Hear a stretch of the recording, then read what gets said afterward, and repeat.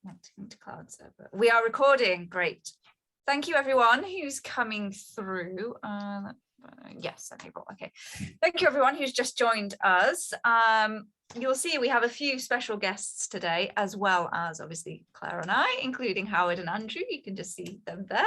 But thank you, everyone, not only for coming today to our final sort of roundup on the state of medieval, but also for joining us throughout the last year. Have we been doing this for a year? Just 2021, I think. Who knows? Who knows about time these days? So we are not going to undertake this as much of a structured sort of roundup. I suppose it is a round table. We'll be, essentially we're doing, or attempting to at least. But we just wanted to sort of get into just a real discussion between, I guess, four scholars who are coming at it from entirely different angles towards medieval studies, medievalism, neo-medievalism, and everything in between, to discuss what the key themes are, what the issues are, the problems, and where we see the future of medievalism and the field. So who would like to kick off? How about we first go around and we give our backgrounds, because I think it's quite important to explain to everyone where we are coming from. So I suppose I can start. I'm coming from medievalism, from ecclesiastical and architectural history background. I sort of look at the later medieval era and up to the Reformation. Depends where we end medieval, I suppose. That's another discussion we could have and debate we could have. But I wouldn't call myself a historian. I wouldn't call myself an archaeologist. I wouldn't call myself an architectural historian or a medievalist. I'm everything in between. I'm an interdisciplinarian. So Claire, would you like to explain where you're coming from? So I would definitely classify myself as a historian. That's definitely where I feel comfortable. And I specialise again in the later Middle Ages, so 1300 to 1500. And particularly I look at guilds and the Black Death and the parish. So smaller organisations and sort of voluntary association, popular piety, all that good stuff. And from the medievalism perspective, what I'm interested in is how these groups or these events are portrayed in the modern world, how comparisons are drawn, for example, between the Black Death and COVID, and how in the media we talk about these particular aspects of the Middle Ages. Wonderful. Andrew? Okay, I would probably not describe myself as an historian, although I think I would like to. I am a specialist in media and cultural studies. That's sort of my role. I'm an associate professor in media and cultural studies, but I began my degree and my PhD was actually in interdisciplinary research, which I can never really say in one go, but I'm quite pleased I nailed it that time. And that was undertaken within the Centre for Medieval Studies at Exeter and within the Centre for Film Studies. So it was a really interesting kind of parallel to be supervised by a film studies expert and a medieval studies expert. And then through my work as a long-term sufferer of imposter syndrome and this is the thing that no one talks about in interdisciplinary research, is that you're an imposter in two different disciplines at the same time, which is a wonderful feeling. And I can see Howard nodding, and you do feel like, that you don't know enough about medievalism, you don't know enough about the history, about media and so on. But what I did find was really useful in that kind of transition, and I'm waffling a little bit, but I did find quite useful, was having to always be catching up in teaching. So I was thrown in, I was told, teach first year film studies, great, teach media theory. And so I had to read, my way through over the summer before my first year of teaching. And that actually inspired a lot of the ideas that, you see in my later work on medievalism, and thinking about how kind of theories like resonance actually mean that the kind of the medieval that we expect to see is the medieval we'll tend to go looking for in the media. And so a lot of the work on politicization of the Middle Ages has been a result of that. So I do see that as a fruitful kind of meeting, but also a precarious one. And Howard, thank you. Hi folks. Yeah, I guess my perspective on this, I come as an early medieval archaeologist, so but also as a mortuary archaeologist, so the death theme is really interesting for me, and that sort of sparks my interest across periods, and it links up to my interest in the present day. So I've been interested in public engagement and the contemporary world from various different angles, on field work, on archaeological excavations, digging a medieval manor house, excavating an Anglo-Saxon burial site, but also, through thinking about the media and these broader, stereotypes and challenges we face with them, but also the opportunities we have offered to us by these tenacious tropes as well, and trying to balance up when is the point we call out and challenge, and where's the point where we can actually run with things and use it as a positive, constructive, educational, or engagement mode. And dealing with mortality is one of those things which I found that a great interesting area of discussion, where we have so many challenges in dealing with our own mortality, where archaeology and medieval archaeology provides many potential sources for not simply stereotypes of what they did in the Middle Ages. They all died at 25 or whatever, and they're all 2 foot tall, and they all had the bubonic plague, all had Black Death, everything. Everybody died of plague, didn't they? For thousands of years, people were dying of plague. But these kind of things, these juxtapositions, contrast between past and present. But then there is potential in that to get conversations going. So I suppose that's where I keep coming back to. That's the thing that keeps interesting me, is how we can use material evidence in the Middle Ages to challenge, but also to engage.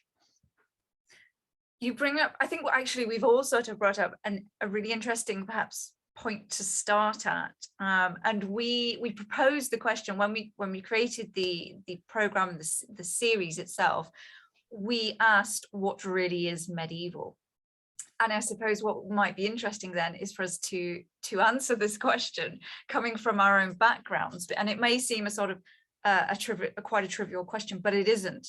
And I think what we're all finding, please correct me if you think I'm wrong here, but I think what we're all discovering is that the term medieval and medievalism is evolving and changing and shifting. But what I'm interested in, I think, is how we all define it coming from our different backgrounds. So does anyone want to start? What's medieval to you?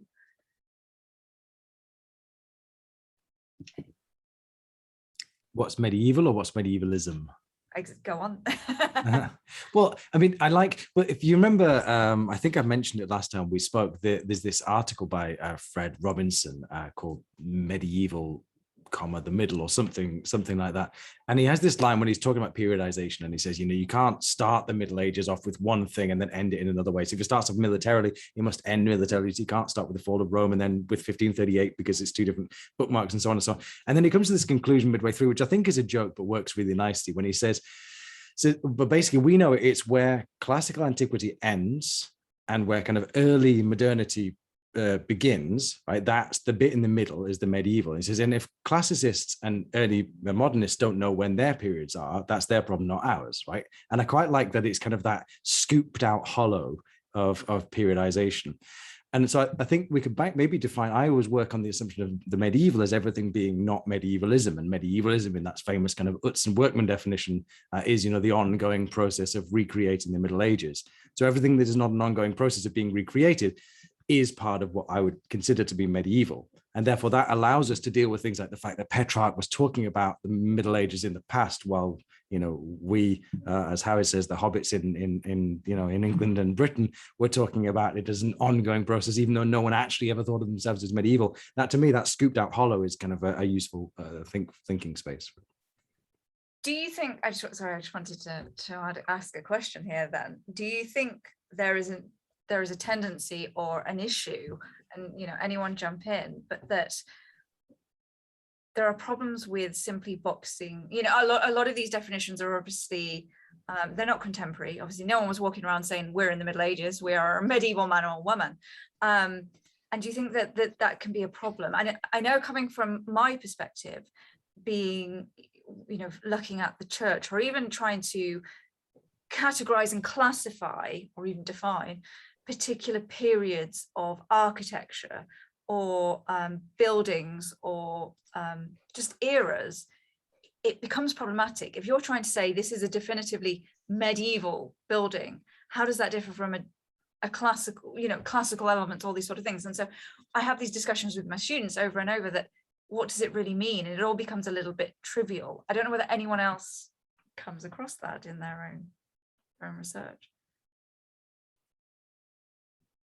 Yeah, I would agree with that. Whenever we talk about what is the Middle Ages, in history in Britain, because I know it's different around the world, roughly we're talking about the fall of the Roman Empire until, and then people have different endpoints depending, sometimes it's the Reformation, sometimes it's the Battle of Bosworth, sometimes it's the printing press, and it feels really arbitrary because, as you're saying, those people wouldn't have woken up one day thinking, oh yeah, medieval, and the next day, early modern now, completely different worldview. Exactly, it is really, really tricky. And like you say, when you're trying to periodize things or sort of, chunk things into eras, even like, early medieval, high medieval, late medieval, that's quite tricky to do as well. So I like this idea that Andrew was talking about, where it's this kind of like this space in between the end of the classical period and the beginning of early modernity, but we don't actually have to stick a date on that. It's more of like a conceptual thing. And then I think depending on what you're focusing on, you can kind of be a bit more fluid with it. Because I'm like you, I sort of go from 1300 to 1550, and some people say, well, that's definitely not medieval, that's early modern. Whereas other people are like, oh, that's really medieval. Does it matter? It's just a rough, a rough guide. And I think we can fall into the trap of seeing the Middle Ages as dark, stagnant, that middle bit between the enlightened classical period and the enlightened early modern period. And I really think we should try to avoid that. So I'm all up for flexibility and fluidity. That's a good point. Howard, then, what about you? Because I suppose archaeology is a little bit more rigid, a little bit. I mean, I suppose in terms of medievalism and how we understand that, I think inevitably that brings us to material for me, material culture, built environments. And of course, these periodizations are messy, problematic, and have deep-rooted legacies. But for many people, I think, engaging with a medieval excavation, a heritage site, a landscape, townscape, or a piece of countryside, I think the medieval is a vague, confused, many others, but it is materially based. And I think, I don't know, then I think of medievalism as engagements, material practices that engage with those kinds of environments, not simply through relics of the past, but also recreated material spaces. And this very much, you're hardly surprised to hear that, you guys, because I'm an archaeologist, but I think I do read a lot of medievalism that doesn't tackle that. And so while that's no revelation to, perhaps that's my take, because I've been on, excavations, going to medieval sites all my years, I think people forget that, and it becomes a detached abstraction. And so just can I follow that up with a quick illustration of why that material matters? As I did a podcast with English Heritage, I have a podcast series recently, and it struck me for the first time in my honestly, and this massive shameful admittance of ignorance, I hadn't really thought of it this way, that I was talking to them about the Dark Ages, and you've got to constantly have a podcast on the Dark Ages to debunk the Dark Ages. But I was trying to make the point that from the perspective of an English Heritage member visitor to heritage sites, there is no period between the Roman ruins, the Roman cities you can go and see, say Wroxeter, and maybe late medieval churches. There's just a handful of sites that have that Dark Age name, and people don't know really where that is. And for my early medieval period, there is a material, people don't know where to latch onto it. Maybe there's a few fragments in museums, maybe there's a few bits of cities and towns that we could talk about, go back to the 10th century or whatever.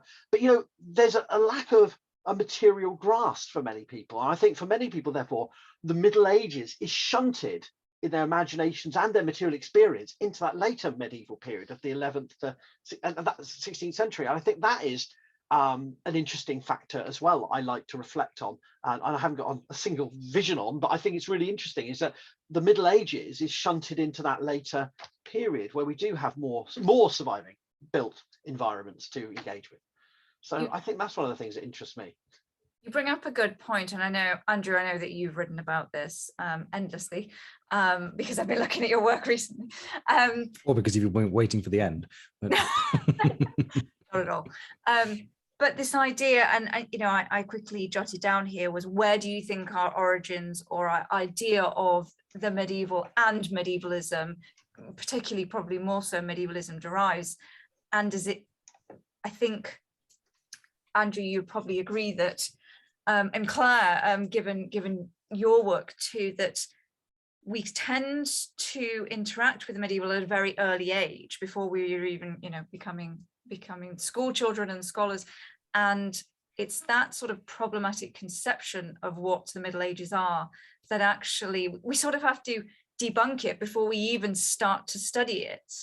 Andrew, I'll let you lead a little bit here because I know you've written. What do you think about that? I couldn't agree more. I actually really want to hear what Claire thinks about this, but just to briefly, actually, that provides me a really nice segue into, I think, Howard, your point there absolutely nails a really fundamental element, the difference between the kind of the material culture that we're kind of picking up and looking at as well. So there's the inevitable point where we in modernity are looking at something in the something medieval, and we can never really escape the thought prisms through which we view it, right? But at the same time, the other extreme, that once we forget that material culture, which I think you're right, a lot of medievalism writing tends to do, when we forget that material culture, that's when we enter into that kind of utterly like sitting on a chair backwards, trendy lecturer pomo, like the Middle Ages is a state of mind, man, kind of stuff that doesn't really work, because it does, and it's halfway between those 2 points. The point that Emma's just made, that we do conjure up a Middle Ages, and it is, I think I'm just going to use your term, that Howard, that people don't know what to latch onto. And when you think what you're latching onto is exactly what you just referred to there, Emma, as the kind of the models that we inherit from goodness knows where, that we see them. I've been, endlessly writing about these things in political discourse. My traditional figure of fun is Jacob Rees-Mogg, who loves to kind of parade the Middle Ages as this thing that definitely exists. And, he talks about, Philip II at Legule, and he talks about the Magna Carta being our constitution and so on. These kind of rigid things that he's absorbed, and I believe he believes. I don't think he's using them cynically, but, that gives us an idea of how that kind of structure frames his interpretations. And one final point I would throw into that is the material culture is really useful when we're thinking about Middle Ages and medievalism, now that we're talking, and rightly talking, about global medievalisms. Although actually a lot of, I was talking to a group of Brazilian medievalists who are quite well known and doing some really great work. And one of their members, Luis Guerra, was talking about how he hates the term global medievalism because it says it feels like a colonial imposition of an idea of a European Middle Ages being superimposed. And when we look at the material evidence, we may no longer actually interpret it in the same way. So Claire, I'd really love to hear what you're thinking, but I'd like to interject. I think that the global medievalism really makes it, and the kind of the models that we inherit from childhood really make us actually pull that medievalism into contention. Yeah, I mean, I do a lot of work with schools and with teachers about teaching the Middle Ages in the UK. And I'm going to caveat what I'm going to say now with saying that there are some fantastic teachers out there doing groundbreaking stuff and working with historians and archaeologists, and it's brilliant. But sort of generally speaking, the Middle Ages is taught when you first enter the secondary school system, so you're sort of aged 11, 12, and you're trying to teach some of the hardest sort of concepts in history, like how did Norman society work, to an 11-year-old, which is quite tricky to grasp. So things do get sort of made very basic and very bite-sized and not very nuanced. And you do sometimes end up with 6 lessons on the Battle of Hastings rather than looking at some of the more interesting things that the Normans did around perhaps reforms in the church and things that historians would be more interested in. And it can be sort of made into these tropes and these kind of well-trodden visions that a lot of people have of the Middle Ages, where it is a dark place, people are stupid and they believe all sorts of nonsense. And there was a really interesting survey done by a fantastic teacher who actually looked at what kids thought of the Middle Ages, and the most common return he got when he asked that question was that they were stupid and they were smelly. And so said dragons as well. I'm surprised that didn't come up more, actually. But so and those ideas, they do persist, and I think the focus then on sort of later more modern history as students go through their GCSEs means that when they get to university, they want to stay with what's familiar.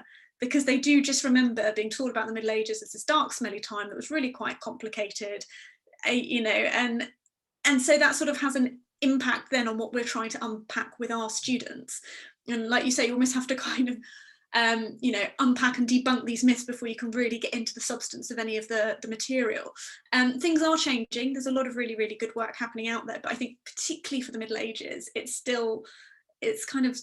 stuck with a lot of problems that it's had for a long time, whereas in other areas of history we've had great leaps forward. Sadly, that's not happened just yet for the Middle Ages. So it's true, actually, because even when I'm teaching architecture I remember doing this a couple of years ago, having to debunk the idea that all vernacular buildings were built out of ship's timbers, and that, you know, the left-handed, no, I'm afraid not, and the left-handed spiral staircase, you know, myth too. But all of these get students interested. So actually, they are a great way of, in a way, this is teaching students critical analysis and critical approaches to evidence. So we're saying, actually, this is total rubbish, but this is how you can get to a clearer, more, well, hopefully comprehensive understanding. But it brings me to a good point, and Howard, I wanted to ask you about this.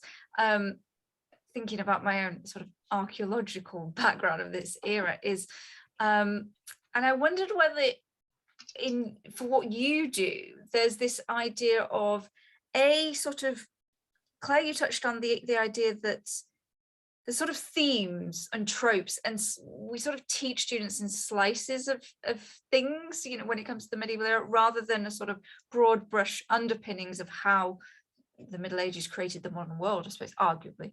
But do you also find, Howard, too, that there's this sort of dichotomy between this utopian Middle Ages and the very dark barbaric ages, which is completely inherent in what I do? So do you find this in yours as well? Yeah, and it's constantly playing off each other. These are people are dancing between the two. Yeah. Literally in the last 24 hours, I've dared to raise my head in a social media argument about on a media app called TikTok, you might be aware of, where a 3 million followed Native American creator called Modern Warrior, who everyone talks about all the time, and everyone either thinks he's a complete racist or a complete, you know, social justice warrior and nothing in between. He did a post about the Vikings, and he was trying to make a point about that there are many connections in the modern world between Norse pagan followers, worshippers, and indigenous people, and he was trying to be inclusive in that video. He's been quite divisive in others, but he was trying to make a point. And in this video, he said some very spurious, romanticized things about the Vikings, saying they weren't colonizers, they were just seafarers. There was a great respect between Native Americans and Norse people. I'm like, what? Anyway, but my point is, in the context, you've got to look at context, is my point. In the context of what he was trying to say, he was peddling some stereotypes to get somewhere, to make a point about the divisive nature of white supremacy and indigenous rights that almost anyone who had a brain could have seen. That's where he was going. And all I had in my feed for the last 48 hours, 24 hours, is historians and archaeologists and people who've set themselves up as social media voices bashing him, saying, oh, the Vikings were actually colonizers. Did you know about the Danelaw? And you're just going, and I suppose my point with this illustration, this example, is when do we have a teachable moment? And when do we have gatekeeping, shouting at, you know, whether this guy has 3 million followers or 3 followers? My point in my video was he may have been making some big bloopers about what happened in the Viking Age, but for crying out loud, anyone could have seen what he was trying to say on that journey. And it was a very, I think, in that case, a very positive and creative narrative about the challenges of our modern world. And when I see so my point is, in that case, if I could have easily rocked up and done a video going, oh, I think you'll find that the Vikings were colonizers and this is what they did, that would have been completely sort of missed the point of what this of the conversation. And that's all I could see historians doing. And but then so I feel, I don't know whether people, I'll go back onto TikTok in a minute and find I'm completely, you know, piled on with hate about doing that. But I was trying to not defend everything this dude says, but to make the point that if we're going to have a conversation about the Middle Ages, romanticizing them sometimes can make a very positive, constructive point, in this case of the Vikings, to build a conversation about indigeneity versus white supremacy. In other cases, we do have to correct. And we've had also on the TikTok app in the last couple of weeks, a particular creator saying that Rome was a myth created by the Spanish Inquisition. There was no Roman Empire. And again, this is whatever the motives of this person, whether they are just a bit confused or they have an agenda just to get likes and just get controversy. A lot of creators were going and go, we've got to mobilize and create YouTube channels just to debunk this myth. And I thought, no, we don't really. In this case, this is a bit laughable. We make one video, just say, of course there was a Roman Empire. Here's an example. Here's a Roman building. We've got the dates, dendro dates. We've got the coined evidence. We've got the pottery. Let's move on now, folks. This person can live in their little world and they'll die from lack of oxygen. Not literally, but from the lack of attention. And so I suppose what I'm getting at is there's a constant struggle I think we all face as academics between wanting to correct and create a moment where we can then build on that and say something different, and moments where perhaps we should just shut up and stay out of it because we may not have understood the point that creator is trying to make, what that non-expert is trying to make, and maybe they were trying to say something that we could have, if we'd just been quiet, there would have been an interesting conversation. But then you have politicians like Boris Johnson, when they characterised the global climate crisis as a threat of external mass migration, like in the Dark Ages, and one has to say something, because it's such a stark and terrifying and dangerous discourse. So I don't know. I don't have the right answers. What I'm just saying is that I think we've constantly got to dance and look at context of what the people are saying, how they're saying it, and often we'll get it wrong, and often we'll find ourselves getting a backlash. But if we don't, I think we are, reneging on a responsibility we have to broader communities. But it's not always going to be the same response. Sorry, I'm going on, but I don't think it's always going to be the same response, romanticizing or denigrating the Middle Ages. So when I see the constant, I was asked recently to do an article. Could you do an article about why the Dark Ages wasn't so dark? And I went, no, I can't be asked. I'm so sick of that. I really can't be bothered. I won't be producing a book about why the Dark Ages wasn't dark, or maybe it was slightly darker or slightly lighter. It's just nonsense. So no, thank you. And in that case, I'm just trying to say sometimes it's good, and I will shut up and not, jump on those debunking exercises, because I think it can do more harm than good sometimes. Oh, how do I follow that? Sorry, that was a bit of a rant. You bring up some good points though, which was I did have jotted down anyway, so it leads very well into, I think, the next thing perhaps we need to talk about, which is firstly problems inherent within the study of medievalism, Middle Ages actually as a broad concept. But also I think, Howard, you perhaps touch on a question we need to ask ourselves, which is the idea of the sexing up of the Middle Ages, as I'll call it. As you said, even Boris Johnson is referring to them. The idea of them either being this sort of, as I say, utopian, idealistic era, or barbaric, and you can use it either way. But therefore, what is public engagement, history, etc., doing, do you think, to medievalism? Andrew, I'm going to go to you first, because it's like that moment in the seminars when you know that no one's got a good answer for you. If you look away, then No, I still don't quite know what to make about the Boris Johnson comments. Not anything. But I just gave a talk recently in which I used that as kind of the framing device. So I had 50 minutes to talk about it, and I still wasn't quite sure how I'd wrap my head around all of this. I mean, part of that, the comments that he makes, and you watch the video, he's in the Colosseum, right? And he says, and we're here in the Colosseum, of Vespasian, and he knew, and you're going like, what this kind of massive historical, I think maelstrom would be a kind way of putting it,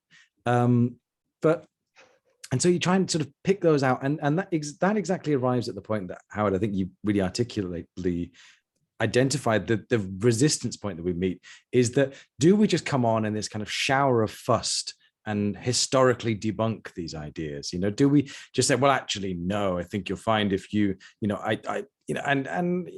becomes that kind of like historical splaining, historian splaining the past, that who's listening at that point. That's the other point about social media is, you know, we're clamoring to an echo chamber of people who agree with us most of the time. And if you can really be bothered to follow someone through, you know, let me just show you my YouTube channel, which, by the way, Howard, yeah, you're absolutely right. We should not be creating YouTube channels if we don't know how to do it. So Claire and Emma, you're very, very good at this stuff. You make the stuff, right? You keep making this stuff. Most people is going to be, I think you should watch my 45-minute YouTube video on why you're wrong. And no, you're not going to watch a 45, you know, no one can be bothered with a 3-minute podcast half the time. And so that's the other thing. The thing I'm slightly worried about is the tell better stories thing, which is absolutely right, and you know, we should and so on, but it's a lot more responsibility on already exhausted academics who have been, you know, we've scraping ourselves through a pandemic. Part of me finds hope in the very thing that's also terrible, as in this terrifying and depressing queue of precariously employed academics waiting for the spaces to open up in academia. And I find like some convergence there. Actually, I see people doing some really exciting things, but again, a lot of that's had to be done voluntarily, and it's really not okay. And it's once again exploiting a vulnerable group. And so I do hesitate when I hear people saying tell better stories and it's up to us to whatever. The other thing is, you know, once you in the confronting the racist appropriation of stories, you're dealing with, and I love your term, Howard, tenacious tropes, those tropes that do have tenacity, that does endure even despite you staring someone in the face and saying, look, Kennedy's not coming back, you know, that you know, the lizards aren't in control. I mean, you know, it's worse that no one's in control. Like, you know, that's even more terrifying. But you know, and you can when you're dealing with conspiracy theory, it's so tenacious because it's so deeply embedded within these ideas of the self and the origin stories and these very, very prevalent myths of the past that are very, very difficult to overturn. So telling better stories, I'm not absolutely sure is in itself going to fix the problem. And the second part of that is very often these problems are systemic rather than individual. So you can debunk the guy on TikTok and say, look, you're absolutely wrong. But the system that produces the guy on TikTok, which that's probably, I'm guessing back, I mean, this seems like Asa through kind of Kensington Runestone, Newfoundland Towers, and you know, this is this enormous structure of which we'd see the TikTok tip of the iceberg. And so I don't think I have a positive conclusion to this point, but I don't think it is necessarily telling already exhausted people that they've got to, you know, develop YouTube channels and do more work. Sorry, Howard, do you have your hand up? I have to pick up on that, Andrew, because I think this is a bigger concern of mine, yes. And I do want to air it here in terms of, you're absolutely right. And I think the two connected things that really frustrate me or worry me about scholars is we're not as important as we think we are. And, speak for yourself. No, we are not. Well, no, but our voices aren't heard in the second, as Andrew was saying. They're not. You know, of course, we're very important people. We're on Zoom, for crying out loud. No, but seriously, we can't change the world. We're not Iron Man. We're not. You know, we're not superheroes. We can't do this. Oh, who's going to be paying and supporting this work? Because we're not doing that. Teaching undergraduates. We're trying to publish somewhere, anywhere. We're trying to do some public outreach, and all of that. And and it's you. And this links to the other point which I want to make is that we are the worst at making it our own problem. And I've seen generations of archaeologists stand up at conferences, and we need to start engaging the public.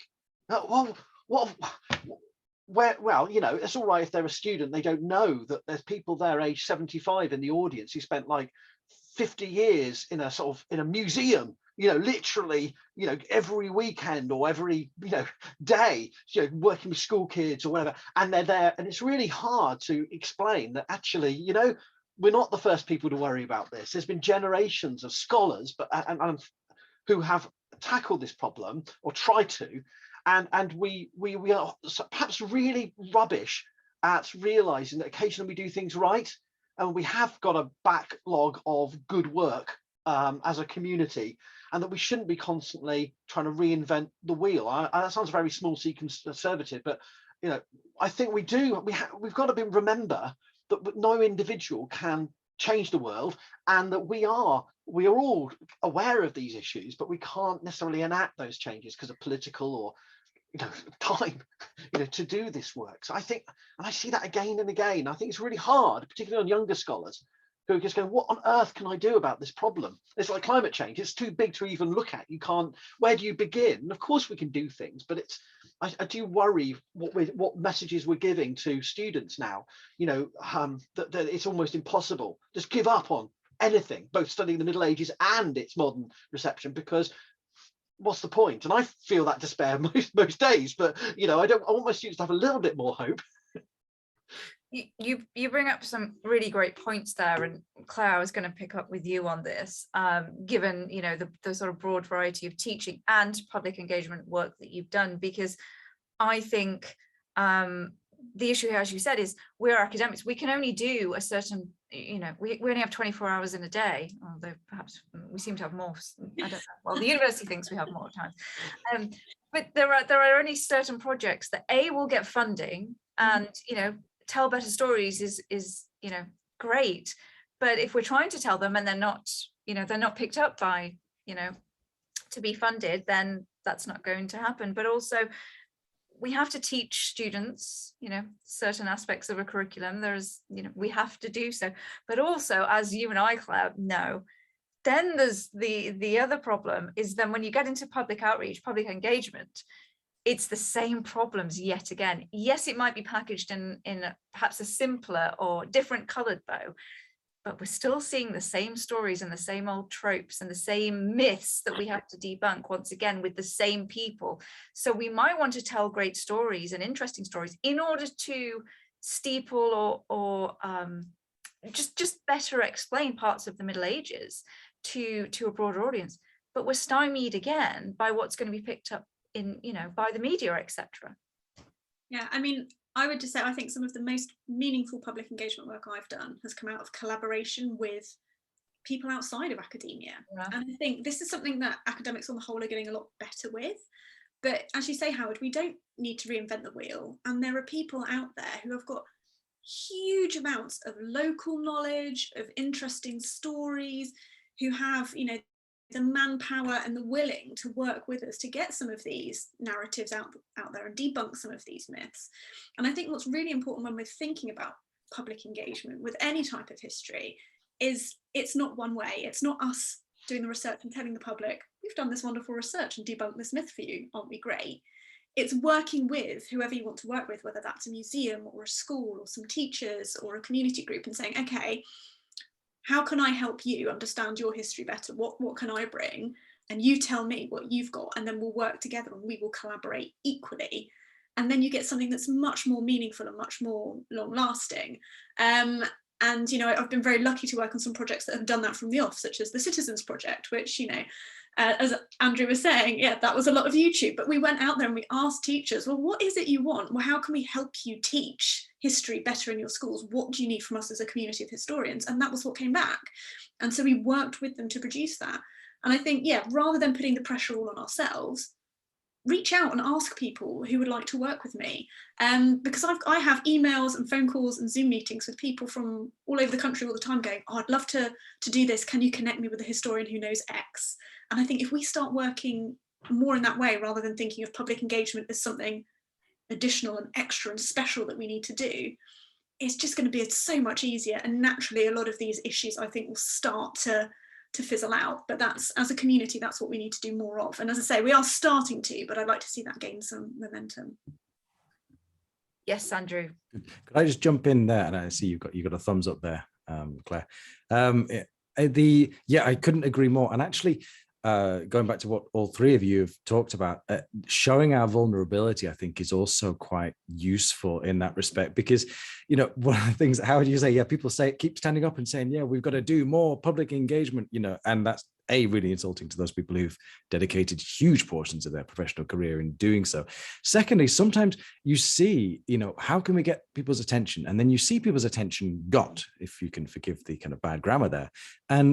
And like the blood eagle from the Vikings, people are fascinated by this thing. Did it happen? Didn't it? And the first thing we do is we shut it down and say, well, of course that didn't happen. And that we have attention. The most valuable commodity in the 21st century is not even Bitcoin, it's attention. We have it thrust towards us and we're dismissive and gatekeepy about it, rather than, well, I don't know, let's walk through the problem. I can completely understand we don't want to put our credentials potentially on the line, from someone to say, well, you're not from the correct kind of university, or you're not from this kind of place, or we probably feel a bit funny about that, particularly from what we've talked about imposter syndrome. But actually, if you think like a child historically, you actually end up asking some really important questions. And anyone who's had any experience, and Claire, you seem to have had a great deal of experience of talking to students who will say, what about, or children who will say, why did they do this? And you go, well, actually, it's a really good question.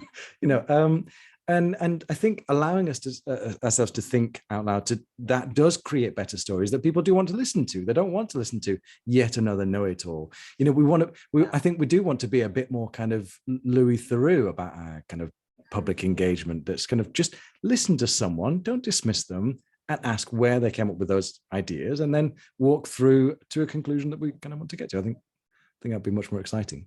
I think that's a really good point. Being far more as sort of voyeurs as we were when we were children, and the questions that I think now we're so bogged down because in detail, because we have to be sometimes as scholars, but looking through fresh eyes, I think is extremely important. But there's just a question I wanted to ask everyone at that point, which we have touched upon, but I would like to know what everyone thinks about this. And that's, do you think this sort of, and again, I'll use the term sexing up of the Middle Ages within the media, I mean, TV shows, film, I don't know about you, but it seems to be, the Middle Ages seems to be extremely popular once again, particularly in 2021. And well, we can go back to, I suppose, Game of Thrones and so on and so forth. And we've had Gawain and the Green Knight. Do you think that is advantageous to our discipline? Or do you think it's a bit of a hindrance? I'm just interested in the perspective here. From a public engagement and getting young people interested in the Middle Ages, I think it's a good thing. We're seeing a time team Mark II. Well, because as Andrew said, the hardest thing to grab in today's world is people's attention. And, with shows like The Wheel of Time, which, yes, I have watched, it gets people talking and thinking about things, and it gets people interested. It's the same with, Assassin's Creed and all these other types of games and stuff. We want people to be interested in the Middle Ages, so why are we shooting ourselves in the foot and going, oh no, we're too academic to talk about that in relation to, I don't know, what this pop star has sung about in her medieval costume. As we saw in our series Exactly, or or this particular TV show. I think, yes, we don't want people kind of having these false narratives and understandings of the Middle Ages, but it's a good conversation starter, isn't it? And that's what we want to do. We want people to be having conversations about the Middle Ages and the work that we do and questioning things, because that's what we do as historians, surely, or scholars from any discipline. I'm sorry to not. Andrew or Howard, what do you think? I mean, as you probably expect, I see there's a lot more potential than people give credit to. And I will use the quick example that I blogged about, so you can check it up if you haven't read it already. But I made myself very unpopular a few years ago by doing a review of Megan Fox presenting Legends of the Lost. And the first episode was about Viking warrior women. It was a documentary of sorts. And she, apart from the strange, trying to do a shamanistic seance in the Norwegian woods, apart from that clip, it was an interesting program that talked to a lot of expert archaeologists. And in fact, I'll go further and say it's the only program I've seen in the last decade where American documentary crew actually went to Scandinavia, ignored British and American scholars, which was, I think, one of the main reasons why scholars were pissed off with it, and went to talk to Scandinavians, talk to Norwegians, Poles, Swedes, about the archaeology that they had discovered. And yet, before it was even announced, from the moment it was announced she was going to be presenting, the archaeological community decided this was a bad thing. And yes, she has some traits as a personality and as a presenter that were not particularly endearing, and perhaps there was a pseudo-archaeology element to the show, and some of the other episodes were even odder.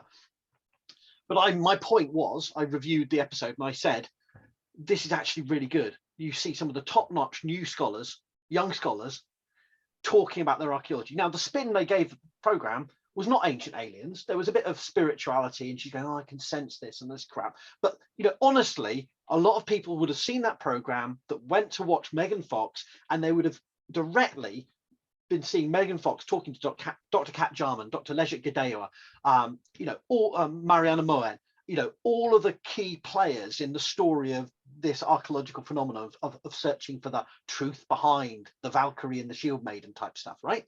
Now, you may like that or not, but then I looked at I did a review of the reviewers, and I reviewed all the American archaeologists that reviewed the show.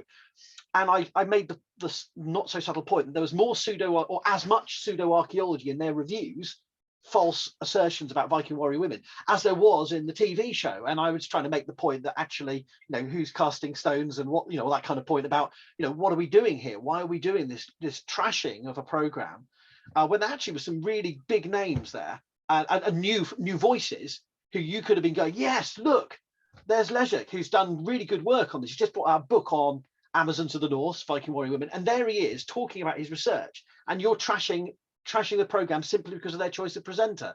And maybe that was a misstep as a community. It was my point in that blog, and of course that didn't go down well with my academic colleagues. And my point would, I would stand by that evaluation, that actually sometimes we're not simply, you know, we're not simply doing the wrong thing by not realizing the power of TV and other documentaries. Sometimes we're actually trashing stuff that could have been quite good, especially as how much horrible documentaries are out there. You know, the ancient alien stuff. This was not that. It had its problems. They interviewed Graham Hancock in a later episode. It was a disaster. But, you know, she had a brain scan to see if she was in touch with bluestones at Stonehenge. It was all, you know, I'm not defending that. All I'm saying is that I think we missed a trick, you know, in deciding before it even aired that it was rubbish as a community. And I think that type of stuff we've got to rethink and grow up a bit, I think, as a community of, that's archaeologists in that case. But well, there's scholarly snobbery, I suppose, isn't it? Yeah, I think it was, and often coming from younger scholars who, you know, it's not the snobbery of old gimmers like me, it's actually snobbery that's there amongst already there at PhD level, and that's not constructive for our future if people are already so up their own you know, that stage. And what does that say about us if we can't, you know, just relax a little bit and realize that maybe we can do something constructive with this? Damage limitation, at least. I really agree with that, Howard, and actually that kind of performative mastery is so often done. It's so often the reason we can't have anything nice now, you know, because the easiest way, the shortcut, you know, anyone who's ever got into like wine tasting or any kind of a high cultural pursuit knows that the shortcut to demonstrating mastery is not actually to demonstrate mastery, is to rubbish the other person, right? So, you know, say, oh, this wine is absolutely terrible, demonstrates somehow you must know sufficient amount, and also denigrates the efforts of someone who's gone into putting a lot of effort into doing something nice for you, like choosing your wine and bringing it to you.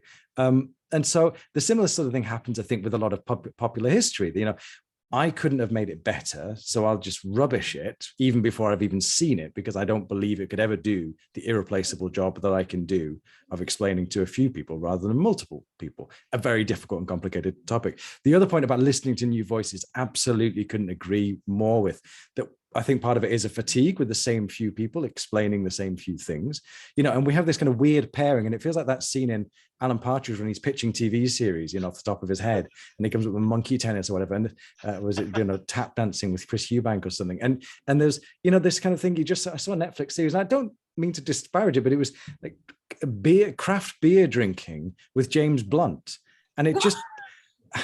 And I don't know how one maybe he knows a great deal about it. I don't, you know, but I don't see how you get from A to B. And so, but listening to the new voices actually now allows you to see a new subject in the same way. And I think also there is this is where I get kind of slammed, Howard. So I'll join you in the kind of shamed academic corner if need be, where I've advanced the theory before that sometimes these media engagements with history is a kind of historiography, because we don't just read one book about the Vikings and go, oh, there we go, that must be it then. We don't sort of try and figure out about medieval guilds or the Black Death or the plague or bubonic plague, whatever. Read one book and go, well, that must be true. We compare, we contrast, we kind of piece together from odd places that we don't really know about, and we ask those questions and we say, well, if that happened then, why did no one else know about this thing here? And why is no one writing about that event that was surely would have taken place here? And so I think historiography is a kind of a fundamentally evaluative and comparative discipline. And so the more new voices we have, the more kind of conflict we have about these kind of questions, and the more we're in some ways doing a form of history that's not to say that the university of the future is just, beanbags and Xboxes and, multiple screens, but to say that actually there is a point that all of our students come to us not as tabula rasa, but as kind of students who've already experienced things. And sometimes the unexpected places are where we find really interesting narratives. Like when I've taught, I taught a class. So just one final example, then I taught a class about, to medieval historians, and I said to them, just by the way, out of interest, how many of you know who Caterina Sforza is? What can you tell me about her? And no one really knows this. I think I've used this example before. And then I went to my games studies class. These are gamers. I said, anyone know who Caterina Sforza is? And they're like, yeah, she was actually part of the Sforza. She was trying to do this. And it's in Assassin's Creed 2. You meet Caterina Sforza, right? And she's asking you for help to try and get around to Forli and so on. And you can kind of place her in a really interesting context. That unexpected place, I think, really creates interesting comparative approaches to history. So that's my controversy. No, I think that's great. And I just, as you were both talking about new voices and new approaches, which are wonderful, and coming to the subjects and bringing new light to them, I think I was thinking, I know, Claire, that you felt this way because we've had this discussion, though, is something that Howard picked up on, is that it's often the younger scholars that are actually speaking out against new ideas, or, this is wrong, I should have done it this way.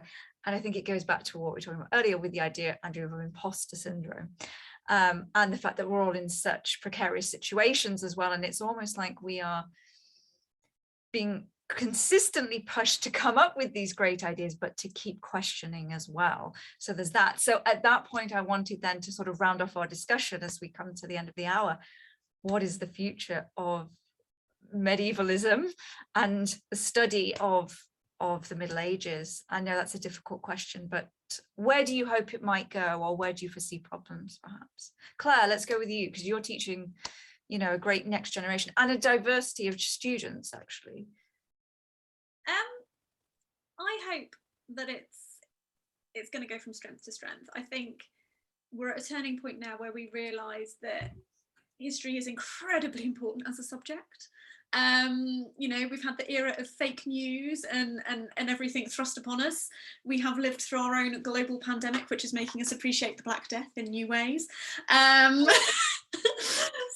I think it's a really exciting time, and I think what we need to do as a community is actually work together more with each other, but also with the public. Like, what do the public want? Often we don't ask them. If we want them to engage with us, we need to just go to them and say, what would you like from us? What are you interested in? And students as well. And that's what I've been doing with my students. I've got a relatively new position, and I'm in a lucky position that I'm able to rethink our history curriculum a bit. And I said, well, what are you interested in? And I teach in a 15th century castle, and they're like, well, I want to learn about this and the world that this was created in. What is it that people want to learn about? Because particularly in the UK, we've got so much heritage around us and so much history that, is literally on our doorsteps. There's so much still to uncover.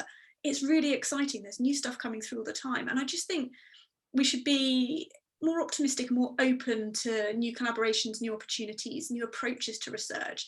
And also, Andrew, as you were saying, working with colleagues from different disciplines as well, because there's so much we can learn from literature, languages, computers, and all sorts of stuff, and I think it's a very exciting time, and I think we should grab those opportunities. That's what I think. Yeah, a multidisciplinary approach, I think, is always the best way, I'm going to argue for. Howard, Andrew, what do you think? I'll just say something completely opposite, and just to be controversial, and say I think we should burn it all down. I think we should just get rid of the Middle Ages, both in the present and in the past. I think actually there is. I've never really embraced the Middle Ages. I've been an archaeologist for 23 years. I don't know what to make of it as a concept. I don't know what it's all about, and I'm more than happy to see it go. I've never gone around going, as a medievalist, I honestly don't like it at all, and I'm happy to see it. But then equally, I think it's a way into so many different themes that relate to the present and long-term changes in human societies from prehistory through. So I see it's going to bang around. It's not going anywhere. And I think it'll be many different things to many people, but I think it is an opportunity to have interesting conversations. And my other second beef is archaeology. The theory and method of archaeology is still hardly understood by medievalists more broadly. We are still seen as a junior side discipline. Maybe it has a couple of sessions at Leeds or Kalamazoo, but really we can ignore us. So I feel a bit ambivalent towards medievalism and medieval studies generally on those grounds. So I'm just a bit of chip on my shoulder type of guy, really, generally. But I would say that, but where am I going with this? I don't know. Yeah, I mean, what is it really, honestly? I mean, I think there's very little we can, as a phenomenon, I would say it's already broken. Let's not try and fix it, but we can work with fragments. That's what archaeologists do. Andrew. Did that even make any sense? I don't know. It did. It felt like a wonderfully medieval version of that scene in Network, and you're kind of leaning through your Zoom screen and saying you're mad as hell and you're not going to take any more. Which I agree. Well, actually, your first response, I sort of part of my soul leapt and did a little jig when you say burn it all down and start again. Because, I mean, let's say the university system is, those of us who are privileged to have a job are also crushed with the overwhelm. Those of us who are being pushed out and held outside of academia and are desperate for a job are being crushed with another kind of overwhelm, disappointment. And then we're also dependent on our perpetuation by recruiting new students and ideally making them do PhDs to join a queue of doom. And this feels unbelievably overwhelming. And I promise Emma and Claire that I'm not going to leave it there and walk away with a mic drop. But this is why I do find, first of all, if we remind ourselves that medieval studies emerges from antiquarianism and not from a university discipline. That antiquarianism, ironically, emerges, I'm sure, we're all aware, from a point of 19th century privilege, but also kind of a sense that the arts and humanities fundamentally matter for every aspect of our lives, that, that kind of Ruskin and Morris approach, not the kind of relentless attempt to commodify and monetize and digitize and quantify productivity at every step of our lives. So that amateurism, I think, is one of the things that's been emerging really, and I'm really thrilled to see it emerge in our discussion today. The kind of lack of, or trying to distinguish less between a professional and amateur and more collaboration, as you say, Claire, with those people who you wouldn't necessarily expect to collaborate with. Those are my feelings. I feel like when we're talking about we're desperate for people's attention, when we start to reach across, Claire, you'll be in that position that, the realization that teachers really need resources, right? And if you can give a primary school teacher a lesson plan and say, there you go, this is quite interesting, these are some questions we don't know about, what do your students think? You can get some really great results from that. And I've had, one of the projects I'm trying to work on, and I've been trying to get funded for years and years and years, and no one wants to give me 1.5 million to do it. It's just baffling. I can't think why. But it has been to kind of measure those, to bring teachers in, to bring people working on games, people working on Wikipedia, and think about how that broad spectrum shapes a view of the past, shapes a view of medievalism. And that kind of collaboration forces us to ask new questions, forces us to kind of rediscover why we fell in love with that discipline. And Howard, I completely, I don't disagree with anything you said, but also you clearly love it. Your protestations to the contrary notwithstanding, you're here because you love it, and we love it. So if someone at the bus stop asks me what I do for a living, I'm going to bore them to death for the 40-minute journey, right? And I love it, right? And so, yeah, that's where I find the kind of the hope and the optimism in that kind of collaboration and the passion and caring, and we'll grit our teeth and we'll get through the next workload meetings or whatever, and we'll link arms and stand in solidarity with those people who are being mistreated, and we will win, and we'll outlast the naughty people who keep making our lives difficult. Andrew's given the answer I meant to say. Yes. Yeah. I think that's a great sort of sentiment to end on, the sort of breaking down of the legacies of the academy. Let's just burn it all and start again. Or, you know, words to that effect. Well, thank you ever so much to my guests, Howard, Andrew, Claire, and to everyone who has followed us along in this entire seminar series throughout 2021 and a pandemic, as we have reinterpreted, reevaluated, perhaps redefined the study of medievalism and what we mean by the Middle Ages. So I just want to thank everyone. There will be a volume coming out with Brepols very soon when our contributors get back to us with their edits. But it is, I promise you, it's coming very soon. But again, just thank you to everyone, and hopefully we'll have something else coming up in 2022. Thank you, everyone.